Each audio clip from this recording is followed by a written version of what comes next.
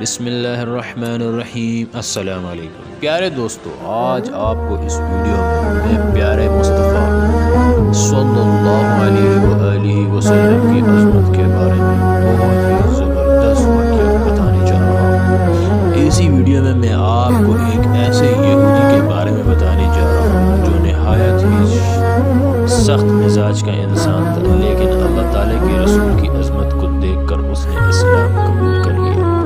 تو چلتے ہیں ویڈیو کی طرف۔ حضرت علی مرتضیٰ رضی اللہ تعالیٰ عنہ فرماتے ہیں، رسول کریم صلی اللہ علیہ وآلہ وسلم کے ذمہ ایک یہودی کا قرض تھا۔ اس نے آ کر اپنا قرض مانگا۔ آپ صلی اللہ علیہ وآلہ وسلم نے فرمایا کہ اس وقت میرے پاس کچھ نہیں، مہلت دو۔ یہودی نے شدت کے ساتھ مطالبہ کیا اور کہا کہ میں آپ کو اس وقت تک نہ چھوڑوں گا جب تک میرا قرض ادا نہ کروں۔ حضرت محمد صلی اللہ علیہ وآلہ وسلم نے فرمایا، تمہیں اختیار ہے، میں تمہارے پاس ہی بیٹھ جاؤں گا۔ چنانچہ اللہ کے رسول اس یہودی کے پاس بیٹھ گئے اور ظہر، عصر، مغرب اور عشاء کی نماز بھی یہیں پر پڑھی اور پھر اگلے روز صبح کی نماز یہیں ادا فرمائی۔ صحابہ کرام یہ ماجرا دیکھ کر رنجیدہ اور غضبناک ہو رہے تھے اور آہستہ آہستہ یہودی کو ڈرا دھمکا رہے تھے کہ وہ اللہ کے رسول کو چھوڑ دے۔ اللہ تعالیٰ کے رسول صلی اللہ علیہ وآلہ وسلم نے اس کو تاڑ لیا اور صحابہ کرام سے پوچھا، یہ کیا کرتے ہو؟ تب انہوں نے عرض کیا، یا رسول اللہ، ہم اس کو کیسے برداشت کریں کہ ایک یہودی آپ صلی اللہ علیہ وآلہ وسلم کو قید کرے؟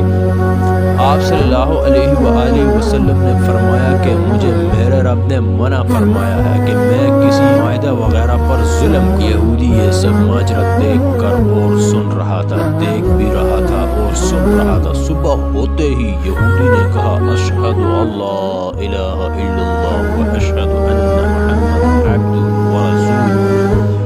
اس طرح مشرف با اسلام ہو کر اس نے کہا، یا رسول اللہ، میں نے اپنا آدھا مال اللہ کے راستے میں دے دیا اور قسم ہے اس اللہ کی، میں نے اس وقت جو کچھ کیا اس کا مقصد صرف یہ امتحان کرنا تھا کہ تو رات میں آپ صلی اللہ علیہ وآلہ وسلم کے متعلق یہ الفاظ پڑھے ہیں، محمد بن عبداللہ، ان کی ولادت مکہ میں ہوئی اور ہجرت طیبہ کی طرف، اور ملک ان کا شام ہوگا، نہ سخت مزاج ہوں گے، نہ سخت بات کرنے والے، نہ بازاروں میں شور کرنے والے، فحش اور بے حیائی سے دور ہوں گے۔ میں نے اب تمام صفات کا امتحان کر کے آپ میں صحیح پایا، اس لیے شہادت دیتا ہوں کہ اللہ کے سوا کوئی معبود نہیں اور آپ اللہ تعالیٰ کے رسول ہیں، اور یہ میرا آدھا مال ہے، آپ کو اختیار ہے، جس طرح چاہیں خرچ فرمایا۔ اور یہ یہودی بہت مالدار تھا، آدھا مال بھی ایک بہت بڑی دولت تھی۔